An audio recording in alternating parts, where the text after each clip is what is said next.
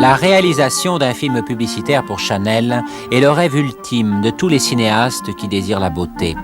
Mais comme les rêves demeuraient longtemps inaccessibles et qui s'évanouissent dès que manque un seul de leurs ingrédients subtils, les personnalités, les apparences, l'énergie, le soin, le travail et l'argent qu'il faut rassembler, ainsi que l'alchimie secrète qu'il faut découvrir pour en trouver l'image exacte et la transmettre, n'ont plus rien de commun avec le cinéma publicitaire classique, déjà réputé pourtant pour sa difficulté.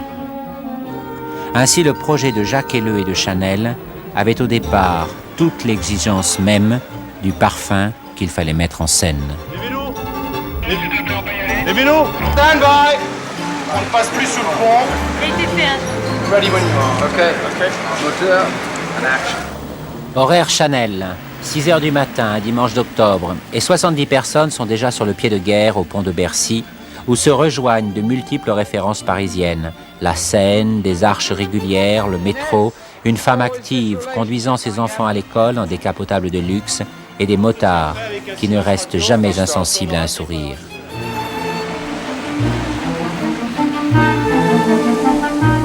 Mais il est vrai aussi que le plaisir est de la partie. Pour Tony Scott, dont le palmarès impressionnant court à la vitesse de Top Gun au long de 300 films publicitaires, quelle joie de pouvoir s'arrêter un instant sur la splendeur d'Inès de la Fressange. La grande mademoiselle de la rue Cambon peut se reposer tranquille. Tout sera précis, luxueux, jeune et désirable, à l'image de l'héritière symbolique de sa couronne d'élégance et de parfum. Nicolas, tu regardes, voilà.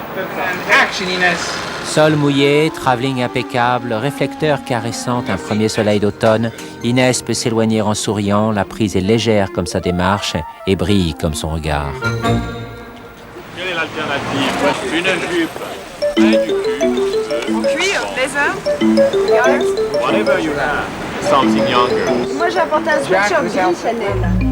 C'est un véritable pari que de vouloir saisir un moment d'humour et de grâce au milieu de la journée et avenue de Friedland, lorsque la foule attirée par un tournage reconnaît Inès de la Fressange. On se tient prêt. Allons-y, s'il vous plaît, on vous attend.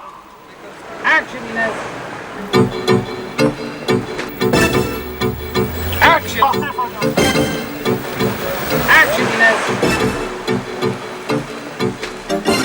Pourtant, Tony Scott transmet une telle énergie à son équipe et les relations d'Inès avec ses admirateurs sont si aimables que le travail peut se poursuivre comme dans un flacon enfermant une âme et une lumière parfaitement intactes. Okay. Just slow it down. Don't take your head too far back. Okay? Attention, on se tient prêt, s'il vous plaît.